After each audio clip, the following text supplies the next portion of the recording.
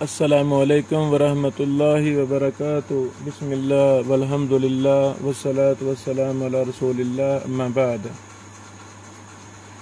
مجہول راوی کا تخصصاتی مطالعہ میں آج بات کرنی ہے کہ کس راوی کی روایت قبول کی جائے گی، راوی کے اندر وہ کون سے اوصاف ہوں گے تو اس کی روایت، اس کی حدیث کو قبول کیا جائے گا۔ یہ بڑا اہم مسئلہ ہے۔ ائمہ محدثین کا اس بات پر اتفاق ہے کہ راوی کے اندر درج ذیل شرطیں لگائی جائیں گی۔ پہلی شرط مسلمان ہو،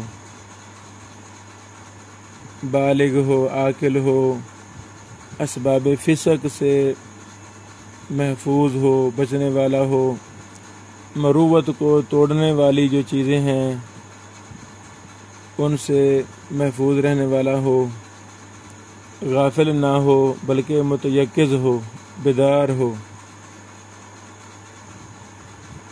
اگر اپنے حافظے سے بیان کرے تو ان چیزوں کو یاد کرنے والا ہو اچھی طرح، اور اگر کتاب سے بیان کرے تو لکھنے میں، ضبط میں اچھا ہو، سستی نہ کرنے والا ہو۔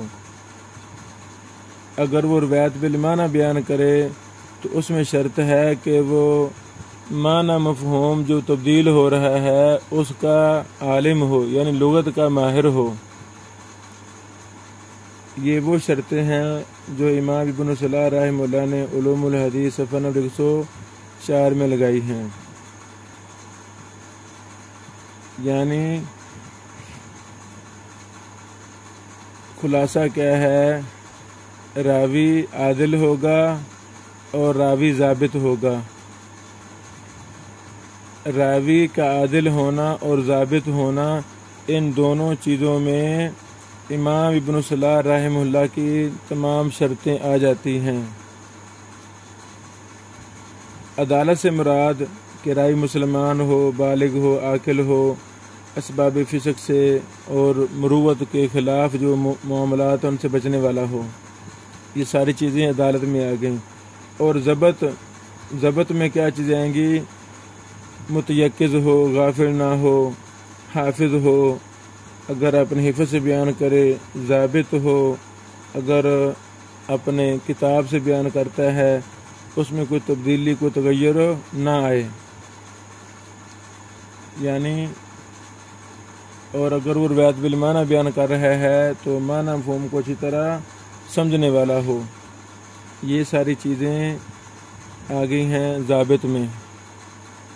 تو جس راوی کے اندر عدالت اور ضبط ہے، دونوں چیزیں ہیں، وہ راوی، اس کی روایت قابل قبول ہے، اس کی روایت قابل قبول ہے۔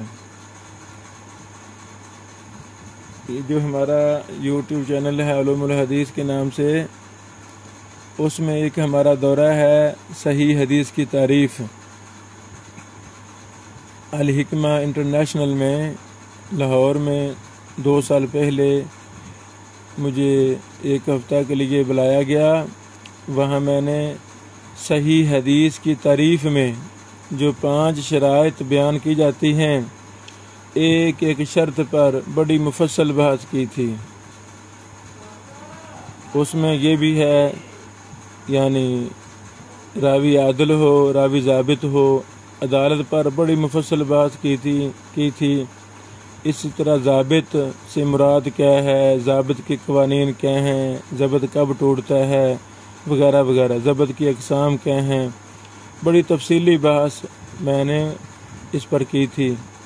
تو میری آپ سب احباب سے گزارش ہے وہ ضرور سنیں کہ یہ ہم کہہ تو دیتے ہیں راوی عادل ہو، ضابط ہو، ان چیزوں میں بڑی تفصیلات ہیں، سند متصل ہو، اس میں بڑی تفصیلات ہیں۔ تقریباً 50 کے قریب اصول محدثین نے اپنی کتابوں میں لکھے ہیں، مختلف کتابوں میں بڑی بڑی تفصیلات مجھے ملیں، اللہ کی توفیق سے وہ میں نے شیئر کی، بیان کی، تو وہ ضرور آپ سنیں۔ اگلی بات ہے کہ عدالت کیسے ثابت ہوگی، عدالت کے ثبوت کا طریقہ کیا ہے۔ بسا اوقات ایک جرح و تعدیل کا امام وہ راوی کی عدالت پر نص بیان کر دیتا ہے کہ یہ جی فلاں راوی عادل ہے، تو وہ بات مان لیں گے، اور بسا اوقات اس راوی کی عدالت مشہور ہوتی ہے، شہرت عدالت کی عدالت مشہور ہوتی ہے راوی کی، وہ بھی ہم لے لیں گے۔ یہ باتیں دونوں مقدمہ ابن الصلاح صفحہ نمبر 104 میں موجود ہیں۔ یہ جو محدث کا نص بیان کرنا عدالت میں، تو اس میں ایک ہی عادل محدث، ایک ہی سکہ محدث جرح تعدیل کا امام وہ نص بیان کر دے تو راوی کو ہم عادل سمجھیں گے۔ جیسے آپ دیکھ سکتے ہیں تفصیل مقدمہ ابن الصلاح صفحہ نمبر 109۔ دوسری بات یعنی دوسرا طریقہ عدالت کے ثبوت کا کہ وہ راوی مشہور ہو عدالت کے ساتھ، اس کی عدالت نماز، روزہ، صوم و صلاح کا پابند، گناہوں سے بچنے والا، یہ چیزیں مشہور ہوں، تو وہاں کسی محدث کی نص کی ضرورت نہیں ہوگی۔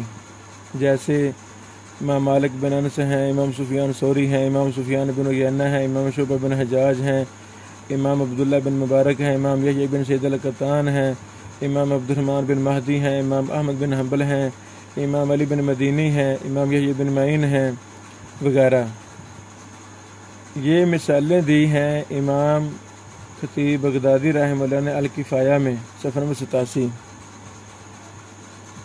بعض علوم حدیث پر کام کر رہے ہیں تو وہ خیانتیں کرتے ہیں، خیانتیں کرتے ہیں۔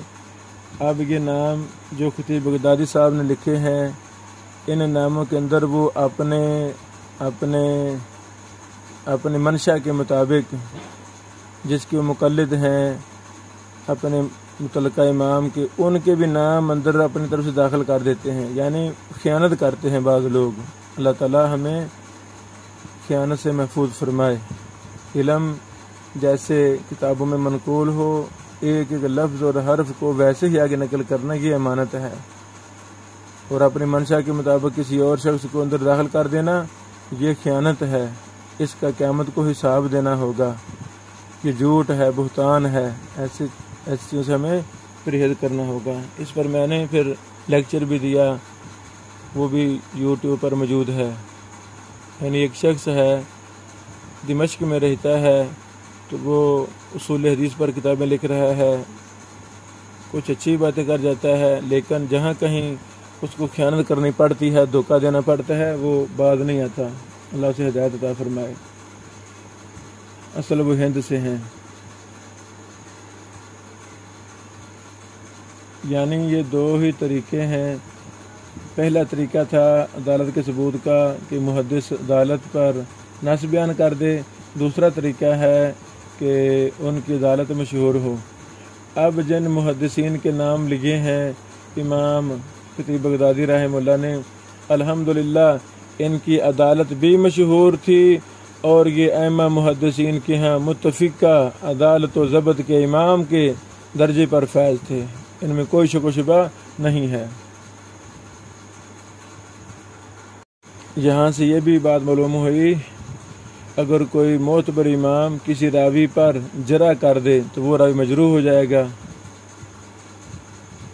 لیکن اگر کسی راوی کی عدالت دونوں طریقوں میں سے کسی کے ساتھ بھی ثابت نہ ہو، اور نہ ہی کسی محدث نے اس پر جرح کی ہو، نہ عدالت ہے نہ جرح ثابت ہے کسی امام کی اس راوی پر، تو اس راوی کا درجہ مجہول ہے، اس راوی کو کیا کہتے ہیں؟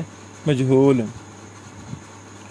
ائمہ محدثین نے راوی پر اسباب طعن میں سے ایک لفظ مجہول کو بھی بنایا ہے کہ یہ بھی ایک قسم کی جرح ہے، اور لفظ مجہول الفاظ جرح میں سے ہے، جرح کے الفاظ میں سے، تفصیل آگے آئے گی، کیونکہ راوی کی روایت کو ضعیف کہا جاتا ہے جب وہ مجہول ہوگا۔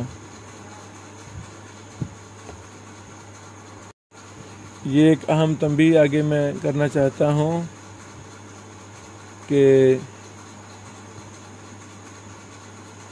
جہالت اسباب طعن میں سے ہے، یہ تو بات متفقہ ہے، کوئی اختلاف ہے ہی نہیں۔ اس کا یہ نہیں مطلب کہ وہ راوی بذات خود مجروح ہے، یہ مطلب نہیں ہے۔ بسا اوقات راوی سیکھا ہوتا ہے لیکن علماء اس کو نہیں پہچانتے ہوتے، اس لیے اس کو مجہول کہہ دیتے ہیں۔ مجہول کہہ دیا، پتہ نہیں حجر و تیل کے اقوال کا۔ جب کسی امام کا، محدث کا جرح میں یا تعدیل میں قول ملا تو وہ مجہول سے نکل کر اگلے درجے میں پہنچ جائے گا۔ تعدیل ہے تو تعدیل، توثیق ہے تو توثیق، اگر تضعیف مل گئی ہے، جرح مل گئی ہے تو وہ اس مجہول کے درجے سے نکل کر آگے نکل جائے گا۔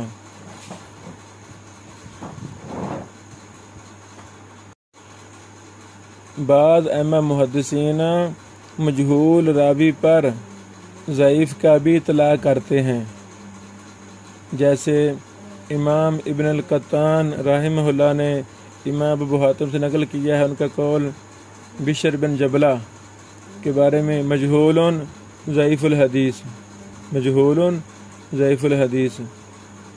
یہ ابو حاتم رحمہ اللہ کا کلام الجرح و تعدیل ابن ابی حاتم جلد 2 صفحہ نمبر 353 میں ہے۔ یہ نقل کرنے کے بعد امام ابن القطان الفاسی رحمہ اللہ نے کہا وَهَذَا الْكَلَامُ مِنْهُ لَيْسَ بِمُتَنَاقِضٍ، یہ کلام ابو حاتم سے متناقض نہیں ہے کہ مجہول بھی کہہ رہے ہیں، ضعیف الحدیث بھی کہہ رہے ہیں۔ فَإِنَّ كُلَّ مَجْهُولِ الْعَيْنِ أَوِ الْحَالِ ضعیف الحدیث، کیونکہ ہر مجہول العین اور مجہول الحال وہ ضعیف ہوتا ہے۔ وَلَيْسَ كُلُّ ضَعِيفِ الْحَدِيثِ مَجْهُولًا، لیکن ہر ضعیف مجہول نہیں ہے۔ سبحان اللہ، یعنی ہر مجہول تو ضعیف ہے لیکن ہر ضعیف مجہول نہیں ہے۔ یہ حوالہ بیان الوہم والایہام جلد نمبر 3 صفحہ نمبر 51 ہے۔ یہ بہت اہم کتاب ہے، بیان الوہم والایہام، یہ بار بار پڑھنی چاہیے۔ مجھے اچھی طرح یاد ہے میں جب مرکز تربیہ الاسلامیہ فیصل آباد میں تخصص کر رہا تھا، اس دوران گرمیوں کی چھٹیاں، رمضان کی چھٹیاں، میں استاد محترم شیخ ارشاد اللہ قصری صاحب حافظہ اللہ کے پاس گزارا کرتا تھا۔ ایک چھٹیوں میں نے استاد جی سے کہا استاد جی میں کون سی کتاب کا مطالعہ کروں؟ استاد جی فرمانے لگے کہ بیان الوہم والایہام کا مطالعہ کریں۔ اللہ اکبر۔ پھر میں نے تقریباً ایک ہفتے میں ساری کا مطالعہ کیا۔ اس میں بڑے زیادہ فوائد ہیں، جرح و تعدیل کے، علل کے، علوم حدیث کے، سندوں کے بڑے فوائد ہیں، تو وہ میں اپنی کاپی پر الگ لکھتا رہا۔ اللہ اکبر، یعنی یہ کتاب ہمیں بار بار پڑھنی چاہیے۔ اگلا مسئلہ ہے کہ ضبط کیسے ثابت ہوگا۔ پہلے ہم نے بات کی عدالت کیسے ثابت ہوگی، اگلی بحث ہے ضبط۔ راوی ضابط ہوگا تبھی اس کی روایت لی جائے گی نا۔ تو ضبط کے ثبوت کے کیا طریقے ہیں،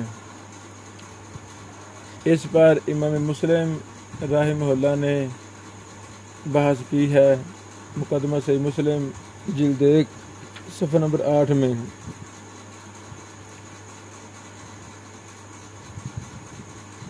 امام مسلم صاحب فرماتے ہیں خلاصہ یہ ہے کہ راوی کی روایات کا اس کے کلاس فیلو کے ساتھ تقابل کریں گے، یعنی ایک محدث سے بیان کرنے والے 10 ہیں تو ان 10 کی روایتوں کا آپس میں تقابل کریں گے۔ وہاں ہمیں پتہ چلے گا کہ کون سا راوی کس درجے کا ہے، راوی کا ضبط کس درجے کا ہے، تھوڑا ضبط ہے یا زیادہ ضبط ہے، یہ غلطیاں تھوڑی کرتا ہے یا زیادہ کرتا ہے۔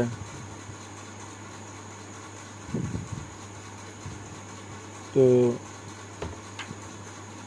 یہ اچھا اصول ہے، بہت اچھا اصول ہے۔ امام مسلم فرماتے ہیں وَالَّذِي نَعْرِفُ من مذهب أهل العلم في قبول ما ينفرد به المحدث من الحديث أن يكون قد شارك الثقات من أهل العلم والحفظ في بعض ما رووا، وأما أنا في ذلك على الموافقة لهم، فإذا وجد كذلك ثم زاد بعد ذلك شيئا ليس عند صحابه قبل زیادته۔ یہ بات تو خلاصہ کیا نکلا؟ راوی کا ضبط اس کی روایتوں کے مقارنے کے ساتھ دوسرے سی کا راوی کی مرویات کے ساتھ جب ہم مقارنہ کریں گے تب ہمیں پتہ چلے گا۔ اگر اس راوی کی روایات دیگر راویوں کی اکثر روایات میں موافقت ہے تو ہم سمجھیں گے یہ ضابط ہے، یہ راوی ضابط ہے۔ لیکن اگر اکثر میں مخالف ہے، موافقت نہیں ہے، اپنے باقی شریک ثقہ ساتھیوں کی روایات میں سے اکثر میں یہ مخالفت کرتا ہے تو ہم سمجھیں گے کہ اس کا ضبط اعلیٰ درجے کا نہیں تھا، تو اس کی روایت جب یہ منفرد ہوگا تو قبول نہیں کریں گے۔ یہی بات ابن صلاح رحمہ اللہ نے بھی کی ہے، مقدمہ ابن صلاح صفحہ نمبر 106 میں وہ فرماتے ہیں یعرف کون الراوی ضابطا بأن اعتبر روایتہ بروایات الثقات المعروفین بالضبط والاتقان، فإن وجدنا روایتہ موافقہ ولو من حیث المعنى لروایاتهم او موافقہ لها فی الاغلب والمخالفہ نادرہ۔ سبحان اللہ۔ عرفنا حینئذ کونہ ضابطا ثبتا وإن وجدنا کثیر المخالفہ لهم عرفنا اختلال ضبطہ ولم نحتج بحدیث۔ اللہ اکبر۔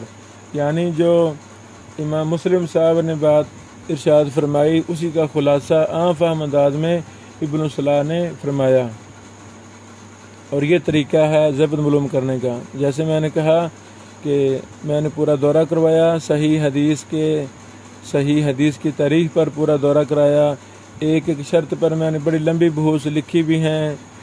اللہ تعالیٰ توفیق دے میں وہ کتاب بھی شائع کروں صحیح حدیث کی تاریخ پر، یعنی سند متصل ہو، راوی عادل ہو، ضابط ہو، شاذ اور ملول نہ ہو، یہ ایک ایک صفت پر بڑی تفصیلات میں نے اپنے ایک مشکل کتاب میں لکھی ہیں۔ اللہ تعالیٰ توفیق عطا فرمائے، آسانی فرمائے، میں اسے بھی شائع کروں۔ ابھی وہ کمپوزنگ بھی مکمل نہیں ہوئی، اللہ تعالیٰ آسانی فرمائے۔ بہرحال جہالت کبھی یہ تان ہوتا ہے عدالت میں، کبھی تان ہوتا ہے ضبط میں۔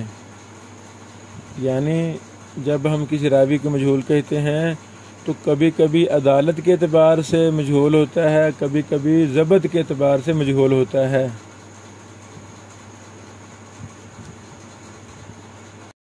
ائمہ محدثین رحمہم اللہ کے ہاں راویوں کی احادیث ہوتی تھیں، وہ مقارنہ کر لیتے تھے، بلکہ محدثین کی ہاں تو ان کی روایتیں کھلی ہوئی کتاب ہوتی تھیں۔ اللہ اکبر، ایک ایک لفظ ان کو پتہ ہوتا تھا۔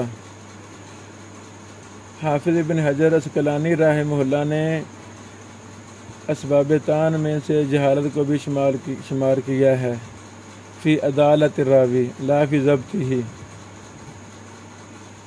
ابن حجر رحمہ اللہ نے فرمایا ثم الطعن اما ان یکون لکذب راوی او تہمتہ بذلک او فحش غلطہ او غفلتہ او فسقہ او وہمہ او مخالفتہ او جہالتہ او بدعتہ او سوء حفظہ۔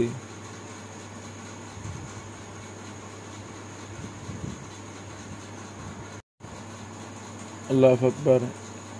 حافظ ابن حجر رحمہ اللہ نخبۃ الفکر میں فرماتے ہیں راوی میں تان یعنی یا راوی کے جھوٹا ہونے کی وجہ سے ہوگا، یا متہم بالکذب ہونے کی وجہ سے ہوگا، یا غلطیوں میں فحش غلطیاں کرتا ہوگا، یا غافل ہوگا، یا فسق کی وجہ سے، یا وہم کی وجہ سے، یا مخالفت کی وجہ سے، یا جہالت اور بدعت کی وجہ سے، یا سوء حفظ کی وجہ سے۔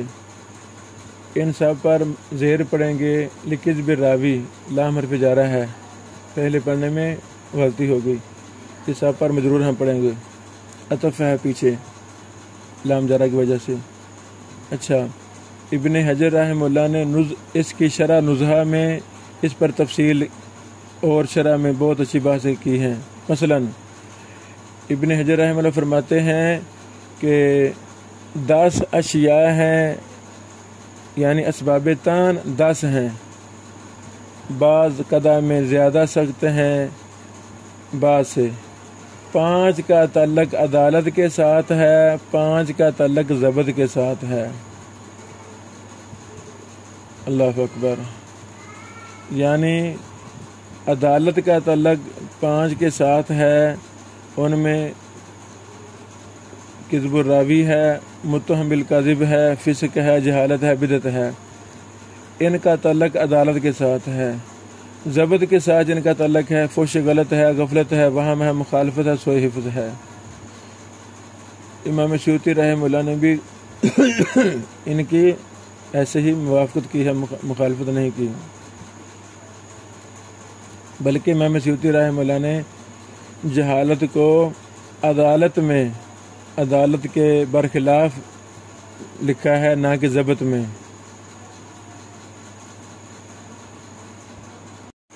ائمہ محدثین راوی کی روایات کی تعداد بھی دیکھتے تھے ضبط کے لیے۔ اگر تو ضابط ہوگا تو ان کی مرویات بہت زیادہ ہوں گی، اگر کسی کی روایتیں تھوڑی ہیں تو ان کے ضبط میں کلام ہے۔ یعنی بعض ائمہ ضبط راوی کی وجہ سے بھی راوی پر جہالت کا اطلاق کرتے ہیں۔ ائمہ محدثین سے جب پوچھا جاتا کہ جی فلاں راوی کیسا ہے، حکم کیا ہے، سکہ ہے، تو اگر ان کی روایتیں تھوڑی ہوتی، اکا دکا ہوتے، 1 2 2 4 ہوتے، تو اس پر سکہ کا اطلاق نہیں کرتے تھے۔ مثلا اس کی ایک مثالیں بھی ہیں۔ مثلا عبداللہ بن احمد بن حنبل رحمہ اللہ اپنے باپ سے پوچھتے ہیں، کہتے ہیں سألت ابی عن عقبہ بن عبید قلت هو ثقہ، میں نے اپنے ابو جان امام احمد بن حنبل سے سوال کیا عقبہ بن عبید کے بارے میں، نے کہا کیا وہ ثقہ ہے؟ تو انہوں نے کہا وہ کم یروی عنہ، اس سے کتنی روایتیں مروی ہیں؟ یروی عنہ حدیثین اور ثلاثہ، اس سے تو 2 یا 3 روایتیں مروی ہیں۔ اللہ اکبر۔ الجرح والتعدیل ابن ابی حاتم جلد 6 صفحہ 315، رقم ترجمہ 1749 میں یہ قول موجود ہے۔ اب امام احمد رحمہ اللہ عقبہ بن عبید کو ثقہ نہیں کہہ رہے، ایک یہ وجہ بھی بیان فرما رہے ہیں، اس سے تو 2 یا 3 روایتیں مروی ہیں۔ اسی طرح عبداللہ بن احمد بن حنبل فرماتے ہیں، میں نے اپنے ابو سے سوال کیا عطاء بن اجلان العطار کے بارے میں، تو انہوں نے کہا روا عنہ حماد بن سلمہ و ہشام بن حسان، اس سے 2 روایت کرنے والے ہیں۔ تو قلت، میں نے کہا کیف حدیث، اس کی حدیث کیسی ہے؟ تو انہوں نے کہا کم روا، بھائی پہلے یہ بتایا اس نے روایتیں کتنے بیان کی ہیں؟ شیئن یسیرن، بڑی تھوڑی بیان کی ہیں۔ العلل و معرفت الرجال جلد صفحہ نمبر 394 ہے۔ اسی طرح عبداللہ بن احمد بن حنبل فرماتے ہیں رحمہم اللہ، میں نے اپنے ابو سے سوال کیا ابو نصر کے بارے میں، انہوں نے کہا ھذا شیخن، یہ شیخ ہیں۔ روا عنہ سفیان ثوری، سے سفیان ثوری نے روایت کیا ہے، ابن عیینہ نے روایت کیا ہے، ابن فضیل نے، اس کا نام عبداللہ بن عبد الرحمن تھا، وہ پرانا شیخ ہے، وہ شیخ قدیم۔ میں نے کہا کیف حدیث ہو، اس کی حدیثیں کیسی ہیں؟ تو امام صاحب نے فرمایا ایش حدیث ہو، کون سی حدیثیں؟ اللہ اکبر۔ انما یعرف رجل بکثرت حدیثی، تو اس موقع پہ امام محمد رحمہ اللہ نے فرمایا کہ آدمی پہچانا جاتا ہے اپنے کثرت حدیث کے ساتھ، جس کی حدیثیں ہی کم ہوں وہ پہچانا نہیں جاتا، اس پر حکم لگانا ذرا مشکل ہوتا ہے۔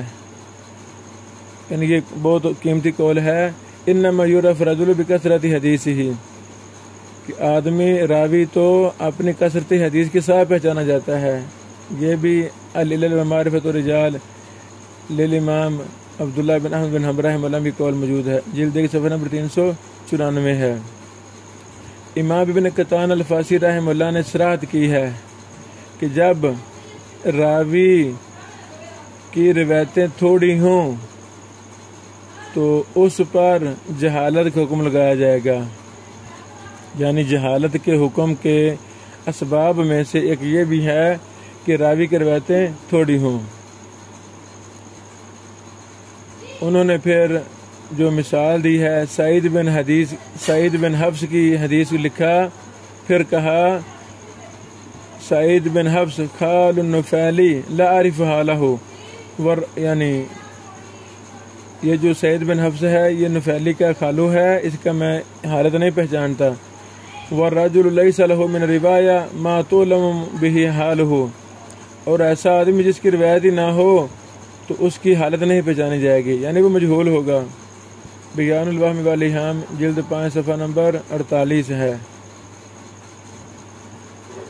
اسی طرح ابن قطان رحمہ اللہ نے عبداللہ بن عبدالعزیز العمری کو بیان کیا، پھر کہا ہوا زاہد المشہور وحالہ فی الحدیث مجہولہ، یہ زاہد تھا، مشہور تھا، اس کی حالت مجہول ہے۔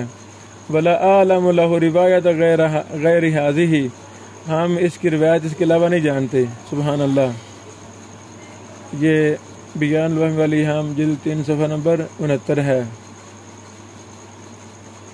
اب امام ابن قطان رحمہ اللہ کا کہنا یہ زاہد ہے، مشہور ہے، یہ عدالت میں کافی ہے، دینی عدالت ثابت ہو رہی ہے۔ اب ان کی مرویات اور ہیں ہی نہیں جس سے ان کا ضبط وغیرہ پہچانا جائے۔ ان کی روایتوں کا درجہ کیا ہے، اس کا اپنا کیا درجہ ہے، ضبط کا کیا درجہ ہے۔ تو یہ جو بات پہلے ہم نے کی تھی کہ بسا اوقات ضبط کی وجہ سے راوی پر مجہول کا اطلاق کرتے ہیں محدثین، یہ اس کے سارے دلائل ہیں۔ تو یہ ثابت ہوا جیسے عدالت کی وجہ سے راوی مجہول ہو جاتا ہے، ایسے ضبط کی وجہ سے بھی راوی مجہول ہو جاتا ہے، اور ضبط میں مجہول سے مراد اس کا قلت روایت ہونا، مرویات کا نہ ہونے کے برابر ہونا، یہ مراد ہے۔ اسی طرح امام ابن حبان رحمہ اللہ نے اپنے کتاب المجروحین میں بھی اسی ناحیہ سے بحث کی ہے کہ جب راوی روایتیں تھوڑی ہوں تو اس پر مجہول کا اطلاق ہوگا۔ یہ تفصیلی بحث ہے المجروحین ابن صلاح رحمہ اللہ کی کتاب، ابن حبان رحمہ اللہ کی کتاب المجروحین جلد 2 صفحہ نمبر 100 ہے، راوی نمبر تک مترجمہ 668 ہے۔ یہ سارے دلائل ہیں کہ راوی کبھی کبھی تان اس کی عدالت میں ہوتا ہے، کبھی کبھی تان اس کے ضبط میں ہوتا ہے، اور اس وجہ سے ہی اس پر مجہول کا حکم لگایا جاتا ہے۔ اب یہ بڑی اہم بحث ہے، تو اسی بحث کا جب ہم متعدد کتابوں سے مطالعہ کریں گے تو اور فوائد و مسائل نکھر کر سامنے آئیں گے۔ یہ تو چند مثالیں دی ہیں، اگر آپ اسی کا دراسہ کریں تو بہت سی مثالیں جمع ہو جائیں گی، سینکڑوں مثالیں جمع ہو جائیں گی۔